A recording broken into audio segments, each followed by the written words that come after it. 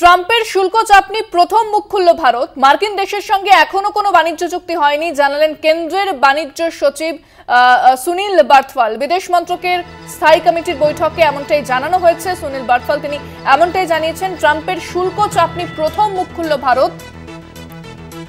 ভারতের প্রতিক্রিয়া সামনে এসেছে, মার্কিন দেশের সঙ্গে এখনো কোনো বাণিজ্য চুক্তি হয়নি জানিয়েছেন কেন্দ্রের বাণিজ্য সচিব সুনীল বার্থওয়াল।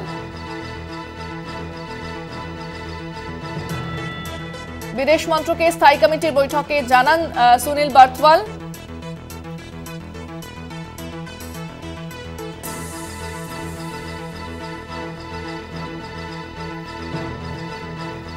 মার্কিন দেশের সঙ্গে এখনো কোনো বাণিজ্য চুক্তি হয়নি। আমরা জানি যে ট্রাম্প যেভাবে শুল্ক বাড়াচ্ছেন সেক্ষেত্রে ভারতের একটা প্রভাব পড়তে পারে, ভারতের অর্থনীতিতে প্রভাব পড়তে পারে, চাপ বাড়তে পারে ভারতের ক্ষেত্রে। তবে এই প্রথম ভারতের প্রতিক্রিয়া সামনে এসেছে।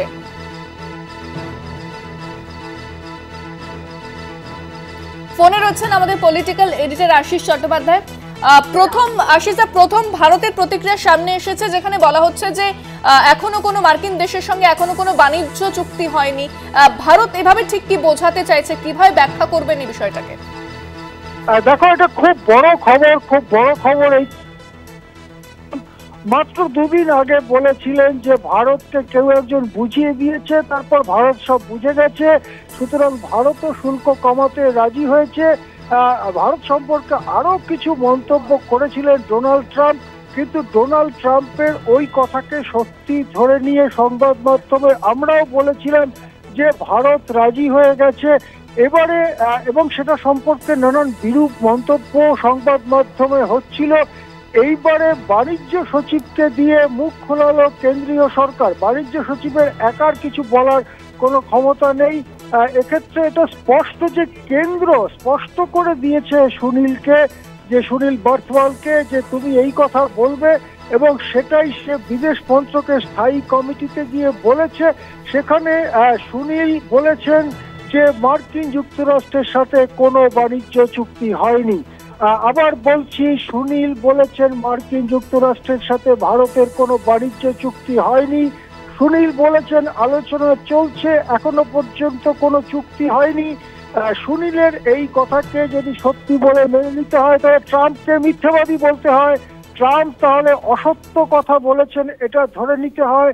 হয় সুনীল সত্যি বলছেন অথবা ট্রাম্প সত্যি বলছেন।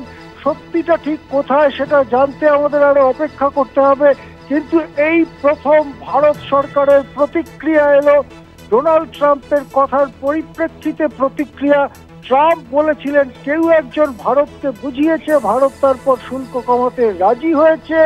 আজকে সুনীল বার্থওয়াল পরিষ্কার জানিয়ে দিলেন ভারতের সাথে মার্কিন যুক্তরাষ্ট্রের কোনো চুক্তি বা বোঝাপড়াই হয়নি।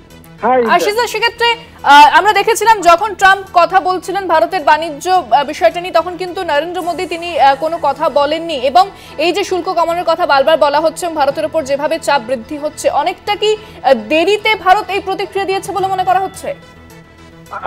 ইন্দ্রাণী, তুমি একেবারেই ঠিক বলেছো। তুমি এই ব্যাপারে সঠিক জায়গাটা ধরেছ। দেরিতে সঙ্গে সঙ্গে জানানো উচিত ছিল। এ থেকে বোঝা যাচ্ছে যে ভারত সরকারের কর্তা ব্যক্তিদের কিছুটা হাঁটু কাঁপছে, এবং যে ব্যাপারটা বাণিজ্য মন্ত্রী ওয়াশিংটনে গেছেন ট্রাম্পের সাথে আলোচনা বা ট্রাম্প প্রশাসনের সাথে আলোচনা করছে, তার কিছু বলা দরকার ছিল। এদেশে বিদেশ মন্ত্রক বা বাণিজ্য মন্ত্রকের মন্ত্রীদের কথা বলা উচিত ছিল। মন্ত্রীদের দিয়ে না বলিয়ে একজন আইএএস অফিসারকে দিয়ে বা আইএফএস অফিসারকে দিয়ে এই ধরনের কথা বলানো যথেষ্ট তাৎপর্যপূর্ণ। ইন্দ্রাণী, তুমি ঠিক জায়গাটায় ধরেছো। প্রথমত একজন অফিসারকে দিয়ে, সচিবকে দিয়ে এই কথাটা বলানো। দ্বিতীয়ত সঙ্গে সঙ্গে প্রতিক্রিয়া জানানো উচিত ছিল।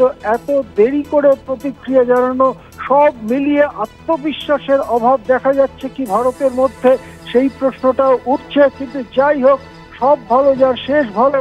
শেষ পর্যন্ত প্রতিক্রিয়া এলো। ভারত কোনো চুক্তি করেনি মার্কিন যুক্তরাষ্ট্রের সঙ্গে। ভারতবাসী নিশ্চয়ই চাইবে কোনো চাপের মুখে নয়, মাথা উঁচু করে যেন আন্তর্জাতিক বাণিজ্যে চলতে পারে ভারত। একেবারে অনেক ধন্যবাদ আশিসা। কথা বললাম আমাদের পলিটিক্যাল এডিটর আশিস চট্টোপাধ্যায়ের সঙ্গে।